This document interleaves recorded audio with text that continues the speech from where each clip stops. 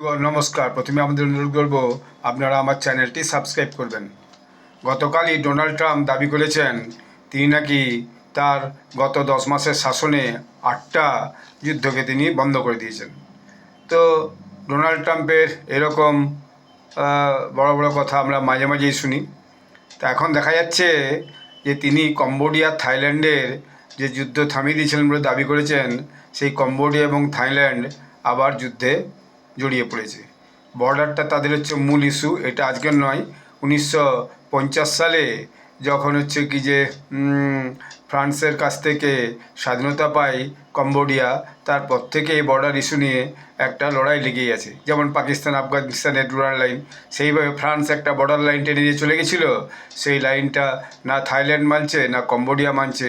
তো ফলে এটা তো ইন্টারন্যাশনাল কোর্ট অফ জাস্টিস ইউজিসিতে গেছে, কিন্তু যে জায়গাটা নিয়ে ডিসপুট ছিল সেটা নিয়ে আইসিজে কিন্তু তারা কম্বোডিয়ার পক্ষে রায় দিয়েছে, কিন্তু সেই ইস্যুটা আবার মানছে না।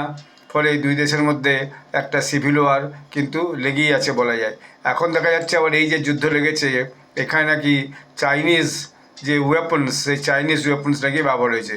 যদিও চায়না সেটা অস্বীকার করেছে যে না, চাইনিজ ওয়েপন্স ব্যবহৃত হয়নি, কিন্তু দেখা যাচ্ছে যে চাইনিজ ওয়েপন্স থেকে কম্বোডিয়া হচ্ছে কি যে থাইল্যান্ডের দিকে মানে মিসাইল লাগছে বা ড্রোন লাগছে এরকম টাইপের।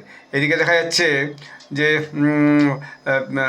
থাইল্যান্ডও কম্বোডিয়ার যে যে মিলিটারি হেডকোয়ার্টার, ব্রিগেড হেডকোয়ার্টার, সেখানে এয়ার স্ট্রাইক করেছে রয়্যাল আইথেয়ার এয়ারফোর্স থেকে। তো ফলে দুই দেশের মধ্যে এখন একটা ভয়ানক লড়াই শুরু হয়েছে। সোশ্যাল মিডিয়াতে সমস্ত নিউজে এসে গেছে।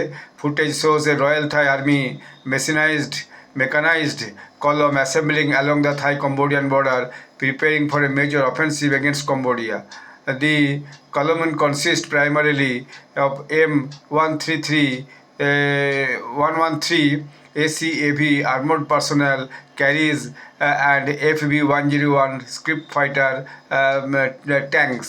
তো এটা তো তার মানে বুঝতে পারছেন, প্রচুর ছবি এসেছে যেখানে কম্বোডিয়াতে থাই এয়ারফোর্স হচ্ছে যে বম ফেলেছে এবং ওদের যে ব্রিগেড হেডকোয়ার্টার তাকে ধ্বংস করেছে বলা হচ্ছে। এবং অন্যদিক থেকে দেখাচ্ছে যে কম্বোডিয়াও কিন্তু হচ্ছে কি যে তাদের যে ট্যাঙ্ক থেকে তারা গুলি ছুড়ছে। এবং মনে হচ্ছে এরপরে যে এই যুদ্ধটা আস্তে আস্তে আমেরিকা, চায়না, রাশিয়া সবাইয়ের মধ্যে জুড়ে যেতে পারে আগামী দিনে। দেখা যাক কী হয়। ধন্যবাদ।